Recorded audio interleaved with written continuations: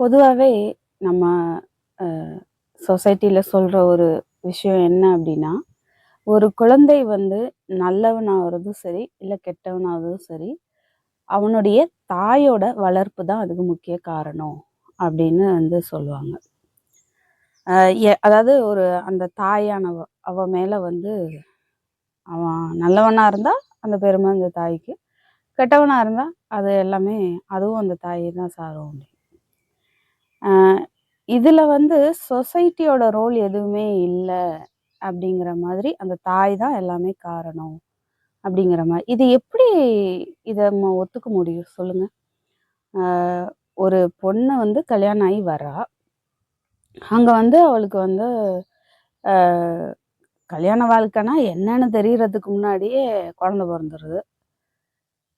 ஒரு கொஞ்ச நாள் தள்ளி போனாலே சொந்தக்காரங்கலாம் "என்னாச்சு? என்னாச்சு?" அப்படின்னு அந்த பொண்ண வந்து ப்ரெஷர் பண்ண ஆரம்பிக்கிறது.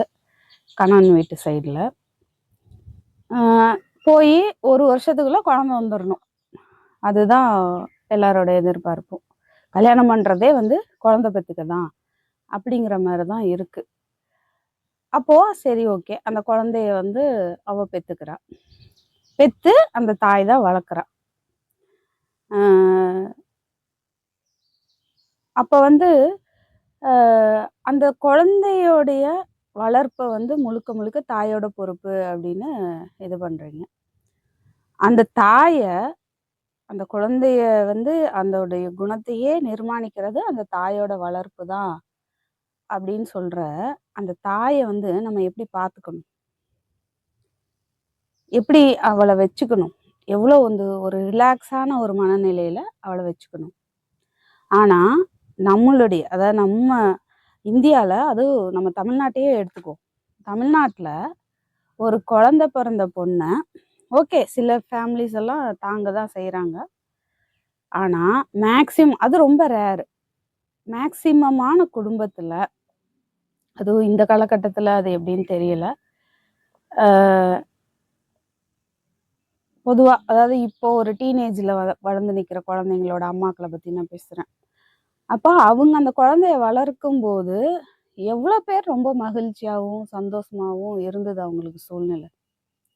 அப்ப தாய் வந்து ஒரு மனசளவுல நிம்மதியா, எந்த ஸ்ட்ரெஸ்ஸும் இல்லாம இருந்தா தானே, அவ முழுமையா அந்த குழந்தைய வந்து பூரணமா அ முழு அன்பையும் காட்டி வளர்க்க முடியும். அப்போ இந்த பக்கம் மாமியார் கொடுமை, இந்த பக்கம் ஹஸ்பண்டோட டார்ச்சரு, எல்லாமே பண்ணிட்டு அந்த குழந்தையும் வளர்க்கணுங்கிறது எவ்வளோ பெரிய ஒரு பெண்ணுக்கு வந்து எவ்வளோ பெரிய ஒரு அ ஸ்ட்ரெஸ்ஸான விஷயம் தெரியுங்களா? அத யாருமே உணர்றதில்ல. ஒரு குழந்தைய ஒருத்தங்க வளர்க்குறாங்க அப்படின்னா, அவங்கள ஃப்ரீயா விடணும். அவங்களுக்கு எந்த ப்ரெஷரும் குடுக்கக்கூடாது.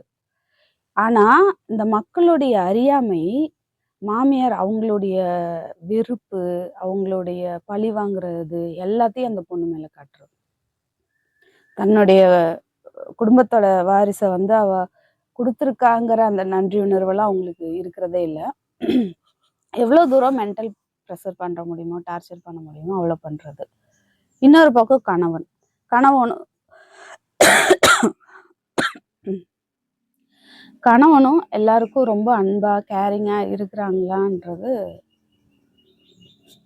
ரொம்ப கஷ்டம் தான். ரொம்ப ரேரா சில பசங்க தான் அந்த பெண்கள வந்து மதிச்சு நடக்கிறது, அவங்களுக்கு வேல்யூ குடுக்குறது, அந்த குழந்தைய சரிம்மா நீ சமையல் பண்றியா? சமையல் பண்ணு. நான் அது வரைக்கும் குழந்தைய பார்த்துக்கிறேன்னு எத்தனை ஆண்கள் சொல்லியிருப்பாங்க.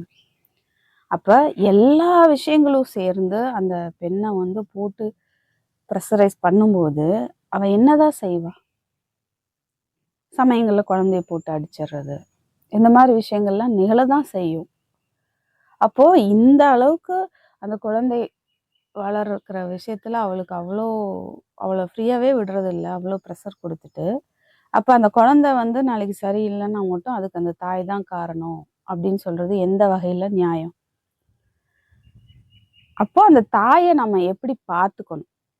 அந்த தாய வந்து எப்படி நம்ம வச்சிருக்கணும்? அது ஒவ்வொரு குடும்பத்திலயும் வந்து ரியலைஸ் பண்ண வேண்டிய விஷயம். அந்த அவேர்னஸ் வந்து ஒவ்வொரு மாமியாருக்கும், ஒவ்வொரு கணவன்மார்களுக்கும், அந்த புகுந்த வீட்டில் இருக்கிற எல்லாருக்கும் அந்த அவேர்னஸ் வந்து ஏற்படணும். இதே இதுக்கு ஆப்போசிட்டாகவும் நடக்கும். மாமியாரை கொடுமைப்படுத்துகிற மருமகளும் இருக்க தான் செய்கிறாங்க. அது ரொம்ப ரேராக தான். அதுவும் இருக்க தான் செய்யுது. ஆனால் மேக்சிமம் பார்த்தீங்கன்னா இப்படி தான். இந்த நாட்டோட எதிர்காலமே குழந்தைங்க தான் அப்படின்னு சொல்லுவாங்க. இந்த உலகம் வந்து அமைதி பூங்காவாக இருக்கணும் அப்படின்னா, இந்த யுத்தங்கள்லாம் இல்லாமல் இருக்கணும்னா, எதிர்கால தலைமுறையினர் வந்து அந்த அளவுக்கு ஒரு அவேர்னஸோட இருக்கணும் அப்படின்னா, அந்த பேஸ் வந்து அந்த தாய் அவதான். அப்போ அந்த தாயை வந்து நல்லபடியாக பார்த்துக்க வேண்டிய பொறுப்பு வந்து எல்லாருக்குமே உண்டு. சுற்றி இருக்கிறவங்களானாலும் சரி, ஒரு சின்ன குழந்தைய வச்சிருக்கிறாங்கன்னா, அந்த குழந்தை ஏதோ உங்கள் வீட்டில் வந்து ஒரு குறும்பு பண்ணிருச்சுன்னா பரவாயில்ல அப்படின்ற மனோநிலையில் இருக்கணும். கிராமத்துலலாம் பார்த்தீங்கன்னா எத்தனை குழந்தை பெற்றாலும் கவலையே பட வேணாம். பக்கத்து வீட்டுக்காரங்களே வளர்த்துருவாங்க. பக்கத்து வீட்டில் வந்து ஒரு வளர்ந்த டீனேஜ் பொண்ணு இருக்கும், அவங்களே வளர்த்துருவாங்க. ஏன்னா நானே சின்ன வயசில் அப்படி தான். நான் 10th படிக்கும்போது ஒரு குட்டி பையன், அப்புறம் 20 வயசில் ஒரு குட்டி பையன். எப்போவுமே நைட்டு தூங்குற நேரம் மட்டும்தான் அவங்க வீட்டுக்கு போவான். மிச்ச நேரம் பூரா என்கிட்டயே தான் இருப்பான். அந்த மாதிரி வளர்த்துருவாங்க. ஆனால் டவுனில் அப்பார்ட்மெண்ட்டில் இருக்கிறவங்களோட வாழ்க்கையை நினச்சி பாருங்க, ரொம்ப கஷ்டம். அப்போ அந்த கணவன் வந்து அந்த கஷ்டத்தெல்லாம் புரிஞ்சுக்கிட்டு சப்போர்ட் பண்ணணும். ஒரு வேளை அவங்களால சமைக்க முடியாட்டியும் பரவாயில்ல, நம்ம ஹோட்டலில் வாங்கி சாப்பிட்டுக்கலாம், இல்லை வந்து நான் சமைச்சு தரேன் அப்படின்ற ஒரு புரிதலோடு இருக்கணும். அந்த தாய்ங்கிறவ வந்து அவ்வளோ முக்கியமான ஒரு பங்கு இருக்கு அவங்களுக்கு. ஸோ அவங்கள வந்து ரொம்ப சந்தோஷமாக வச்சுக்கணும், ரொம்ப ரிலாக்ஸாக வச்சுக்கணும். அதுக்கு என்ன பண்ணணுமோ அதை பண்ணணும்.